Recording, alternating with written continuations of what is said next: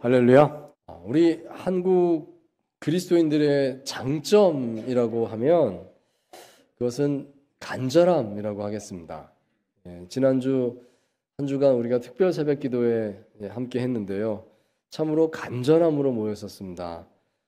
수요일부터 기온이 뚝 떨어졌었지 않습니까? 그래서 영하로 떨어지고 이제 금요일에는 영하 10도까지 떨어졌어요.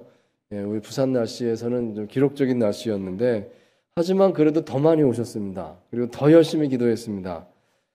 정말 좋은 전통이다 하는 생각이 들었습니다. 우리 한국, 우리 크리스찬들은 이렇게 모이고 이렇게 기도합니다. 그 모습 자체가 하나님 보시기에 얼마나 좋을까, 이런 생각을 가지게 되었습니다.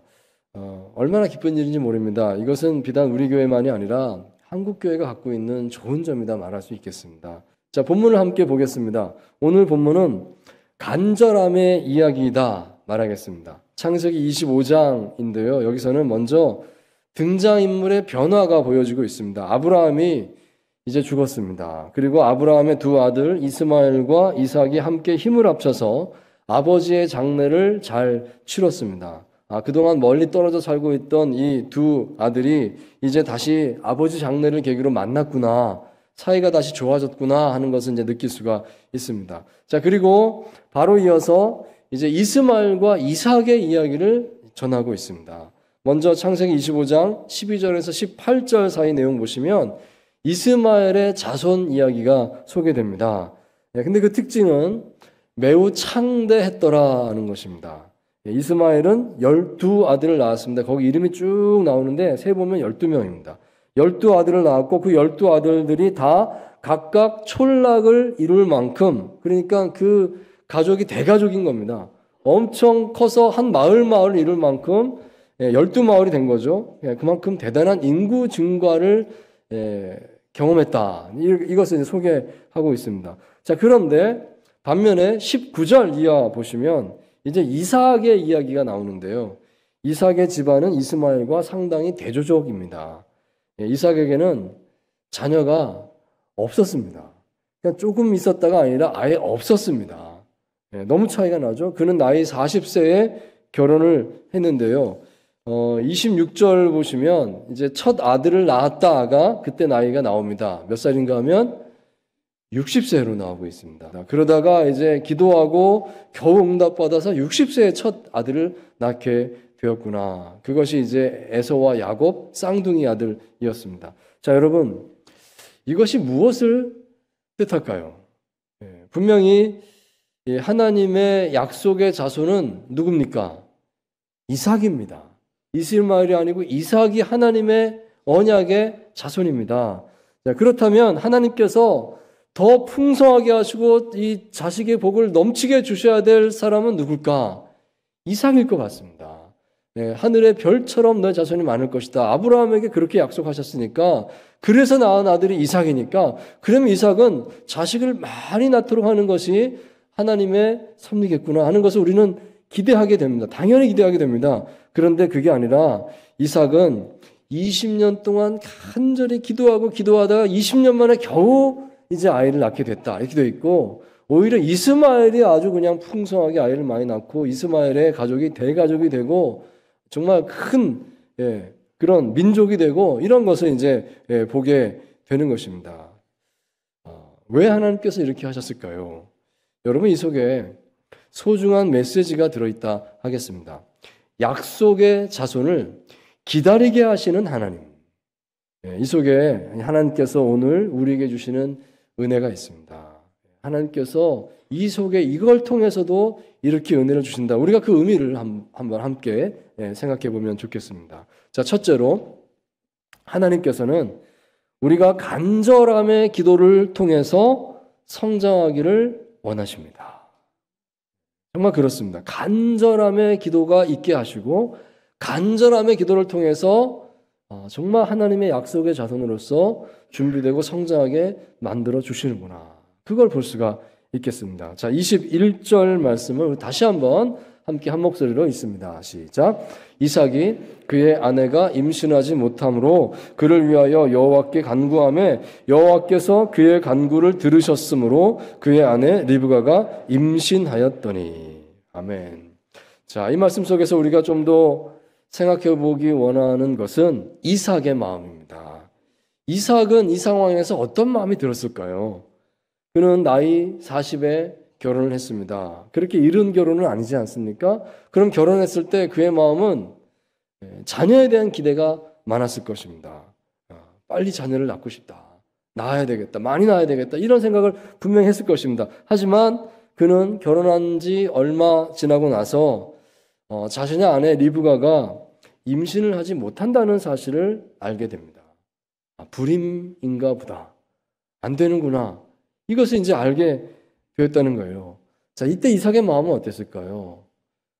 이삭은 선택을 해야만 했습니다. 어떤 선택을 할 것인가? 그의 선택은 더 간절히 기도하는 것이었습니다. 더 간절히 기도해야지. 이게 이삭의 선택이었다는 거예요. 이삭은 자신의 아내를 위해서 여호와께 간구하기를 선택했습니다. 자, 여기 본문에 사용된 간구했다라고 하는 이 동사를 좀 눈여겨보면 좋겠습니다. 이 아타르라고 하는 원어인데요. 이것은요, 정말 아주 뜨겁게 간청했다 이런 뜻입니다.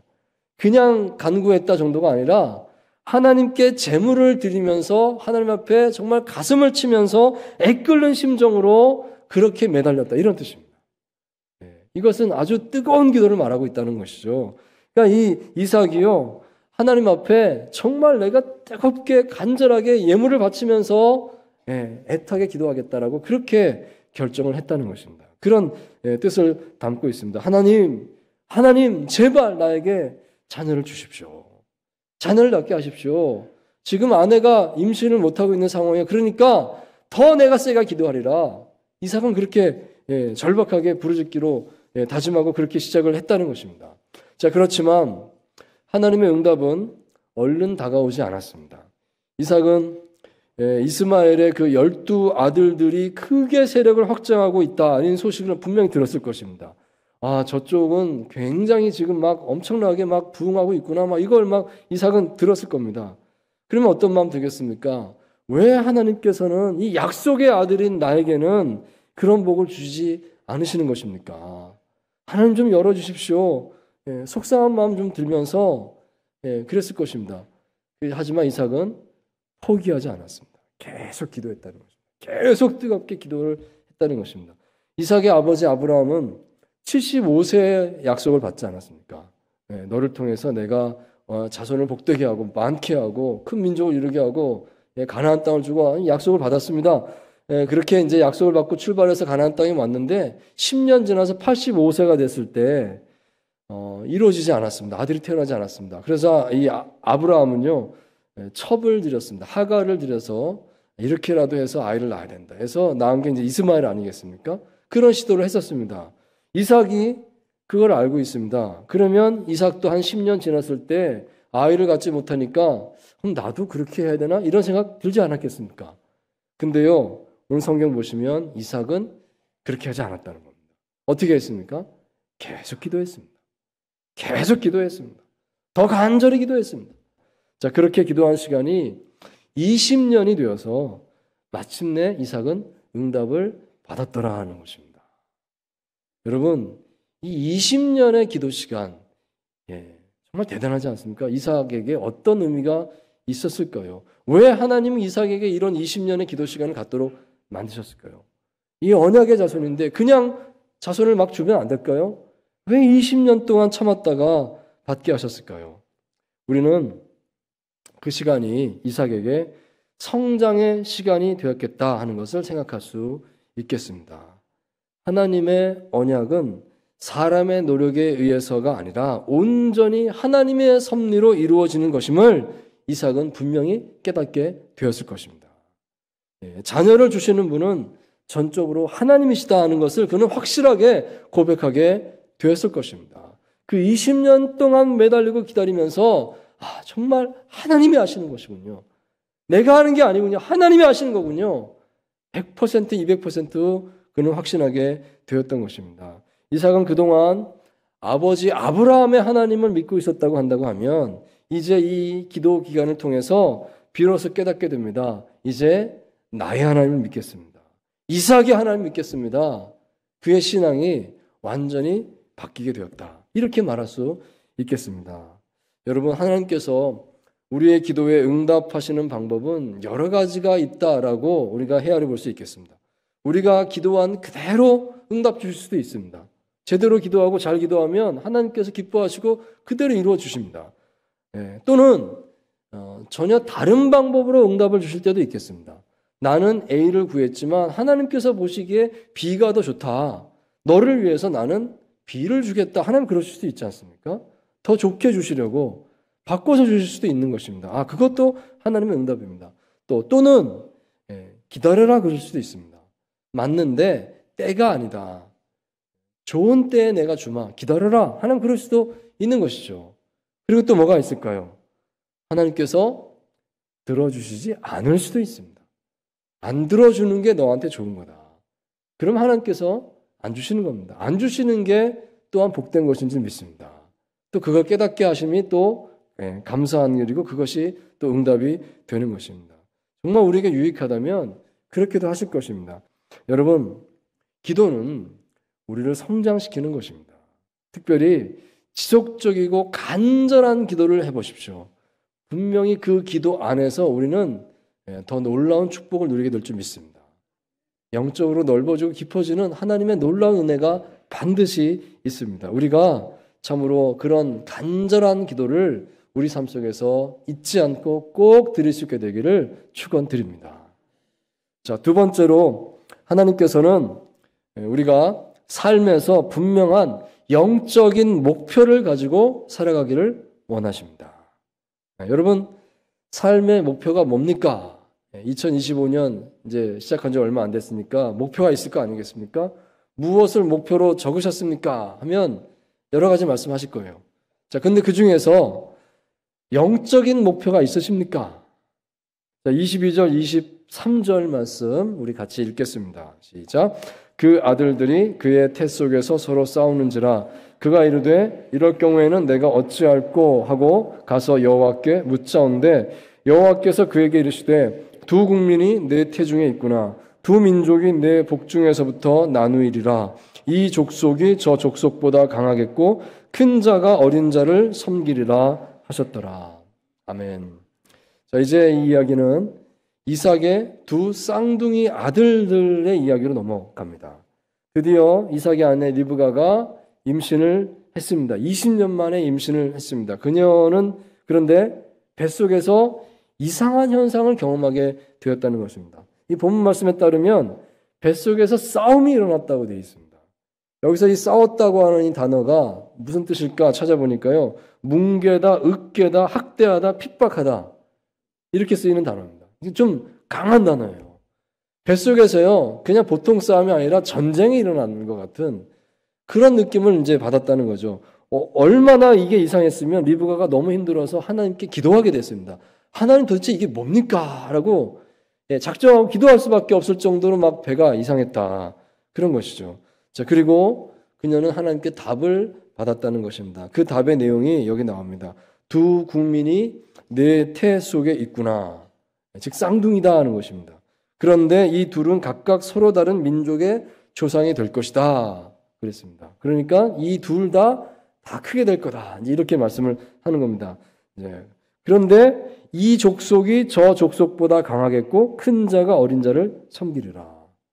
즉 둘 중에 동생이 되는 쪽의 이 가문이 형이 되는 쪽의 가문을 다스리게 될 것이다. 이렇게 이제 하나님께서 미리 알려주셨다 하는 것입니다. 여러분, 어쩌면 이런 예언이죠. 예언인데 이 예언에 대해서 좀 다소 불편하게 느껴질지도 모르겠습니다. 아니, 하나님 아직 태어나지도 않은 애들인데 이 아이들이 장차 이렇게 될 겁니다. 그 자손까지 이렇게 될 겁니다. 이렇게 미리 운명을 이렇게 결정지어 버리시면 이게 좀 너무 가혹한 거 아닌가요, 하나님? 이런 생각이 들지 않겠습니까? 자, 그런데 27절 이하에 전개되는 이야기를 보시면 이 아이들이 태어났습니다. 그 다음에 이 예언이 이들의 삶을 지배하는 것이 아니라 이들이 성장해가는 과정에서 스스로 이 예언에 맞는 사람으로 행동하고 있는 것을 보게 되는 것입니다.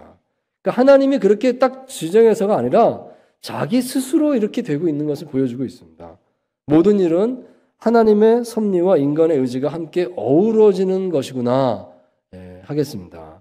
여기 27절 말씀입니다. 자, 드디어 이 아이들이 태어났고 이 아이들의 이름은 에서와 야곱이었다 소개되고요. 그리고 에서는 사냥꾼이 되어서 주로 밖에서 들에서 활동을 많이 했다 되었습니다. 야곱은 조용한 성격의 사람으로서 주로 장막에서 거주하는 것을 좋아했습니다.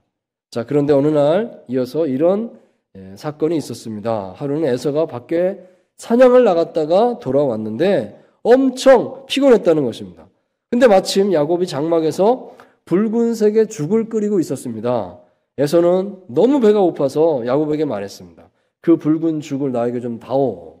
그러자 그 자신의 이름, 야곱의 이름이 그런 거잖아요. 태어날 때부터 형의 발꿈치를 잡고 태어났다 그래서 움켜잡았다 이런 뜻인데 자기 이름처럼 이 야곱이 말합니다. 형의 장자권을 내게 파시오 말을 합니다.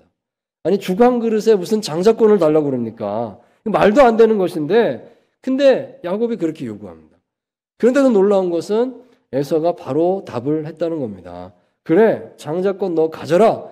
뭐 다 죽게 생겼는데 이게 뭐가 중요해? 그냥 쉽게 넘겨버립니다. 야곱이 맹세해라고 하니까 맹세할게라고 바로 답을 했다는 거예요. 자, 그 순간 여기 본문 34절에 이 창세기 저자가 아주 의미 있는 평가를 한마디 여기 달아주고 있습니다. 이렇게 말을 했습니다. 야곱이 떡과 팥죽을 에서에게 주매 에서가 먹으며 마시고 일어나 갔으니 에서가 장자의 명분을 가볍게 여김이었더라. 아멘. 에서가요 얼마나 이것을 가볍게 여겼는가 이거 문제다라고 분명하게 여기 기록을 딱 해주고 있습니다. 에서가 죽을 먹고 마시고 일어나 갔다. 짧게 얘기했는데 이게 그의 경솔함을 표현한 겁니다. 후루룩 먹고 후루룩 가버렸다. 생각도 안 하는 사람이 이 사람. 이걸 나타내고 있는 거예요. 결국 그래서 형이 동생을 섬기는 예언이 성취되게 되었습니다.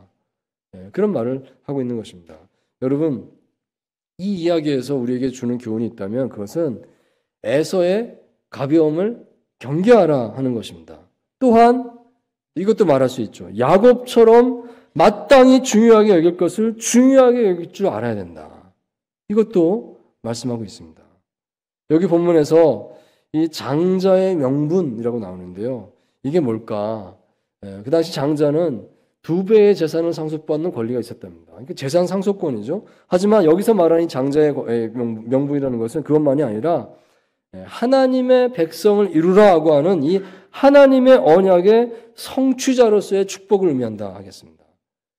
아브라함에게 그 약속을 주셨거든요. 그러니까 그 장자를 통해서 이것이 이루어질 것이다. 하나님의 백성, 이 축복의 백성이 이루어질 것이다. 이것을 이루는 그 성취자가 된다는 바로 그것을 담고 있는 것입니다. 영적인 축복이었습니다.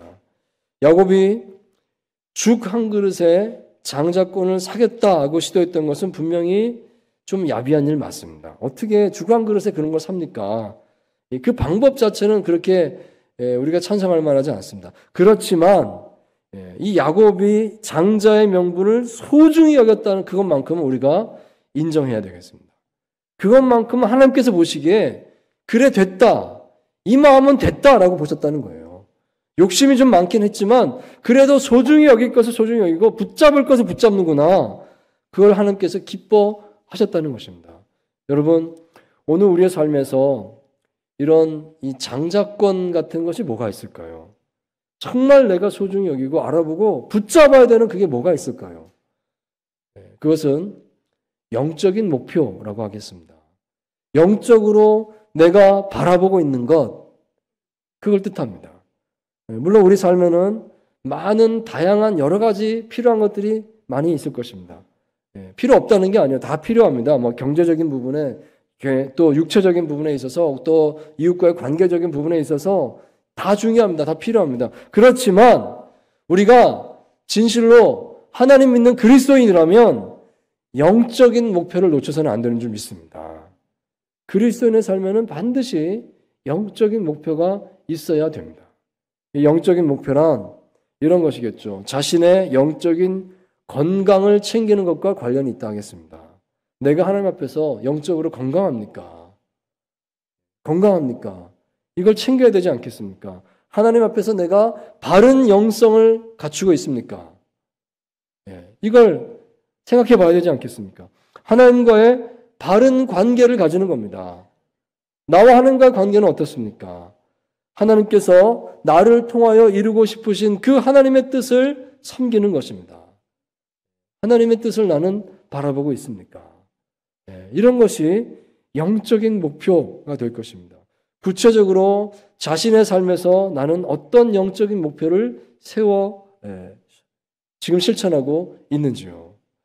우리가 이것을 꼭 마음에 붙들 수 있기를 바랍니다. 세계 복음주의 교회 운동의 시조라고 불리는 18세기 영국 성공회 찰스 시미언 목사님입니다. 목사님이 계십니다. 이분은 캠브리지 대학 안에 위치한 홀리 트리니티 교회, 그러니까 학교 교회인 거죠. 그 교회에 24살 젊은 나이에 담임 목사로 부임을 해서 54년간 돌아가실 때까지 같은 교회에서 섬긴 분으로 유명합니다. 근데 이분은 처음에 교회 부임했을 때 어려움이 많았다고 합니다. 목사님을 반대하는 반대파 성도들이 있었다고 그래요. 아마 너무 이제 젊은 나이에 이제 목사님 오시니까 좀 탐탁지 않게 여겼던 분들이 계신 것 같아요. 근데 이분들이 무려 12년 동안 계속 반대를 했다고 합니다. 목사님 목회하시는데 12년 동안 계속 반대파가 있는 교회에서 목회를 하셨다는 거예요. 그렇지만 시미언 목사님은 흔들리지 않고 계속 성실하게 말씀을 잘 전하면서 계속 목회를 잘 하셨습니다. 흔들리지 않았습니다. 자, 그리고 12년 지나니까 이제 다 풀어졌습니다. 다 괜찮아져서요. 그 다음에 이제 42년 동안 그 교회에서 목회를 참 잘 감당했다. 이런 목사님이셨습니다. 그런데 제가 이제 이런 이야기를 하려고 하는 것입니다. 이 시미언 목사님은요, 한결같은 목사님으로 유명했습니다. 성경 중심의 설교자였는데 늘 성경 말씀을 중심으로 설교를 하셨어요. 한결같다는 게 뭐냐면 매일 새벽 4시에 일어나서 매일 4시간 동안 성경 공부를 합니다. 매일매일. 이게 이제 자신의 철칙이에요. 새벽 4시에 일어나서 4시간씩 성경 공부한다. 이걸 매일 평생 지켰습니다. 근데 처음에는 이걸 지키기가 어렵잖아요. 몸에 익히기 위해서. 그래서 이분이 이렇게 결심했답니다. 내가 이걸 만약 못 지키면 내가 나 자신에게 벌을 주겠습니다. 라고 하나님께 소원을 했습니다. 어떤 벌을 줄까? 내가 1분이라도 늦게 일어난다면 늦잠 잘 때마다 런던의 템즈강이라고 있습니다. 이 템즈강에 나가서 금화를 한 개씩 강에 던져 놓겠습니다. 이렇게 한 거예요. 오늘 실수로 2분 늦게 일어났어요. 그러면 주섬주섬 아침 먹고 나서 이게 금화를 꺼내가지고 강으로 가는 겁니다. 내가 내일은 반드시 일찍 일어나라. 그 금화를 확 강에 던지고 결심하는 거죠. 이렇게까지 했다는 겁니다. 자기 자신을 채찍질한 겁니다. 그래서 평생 지켰다는 거죠. 4시부터 4시간 동안 성경 공부를 계속 했다는 것입니다. 그래서 그는 그 어려운 상황을 이겨낼 수 있었고 끝까지 맡겨진 사명을 잘 감당하는 목회를 할 수 있었다. 이런 이야기입니다. 사랑하는 성도 여러분, 자신의 삶에 간절함이 있습니까? 정말 간절하게 기도하는 기도가 있습니까? 이것은 좋은 전통입니다. 이것을 꼭 붙들 수 있기 바랍니다. 내 삶 속에 영적인 목표가 있습니까? 내가 이것을 이루겠다. 내가 이것을 지키겠다. 정말 간절하게 붙들고 있는 영적인 목표가 있습니까? 여러분, 그것을 붙들고 나아갈 수 있기 바랍니다.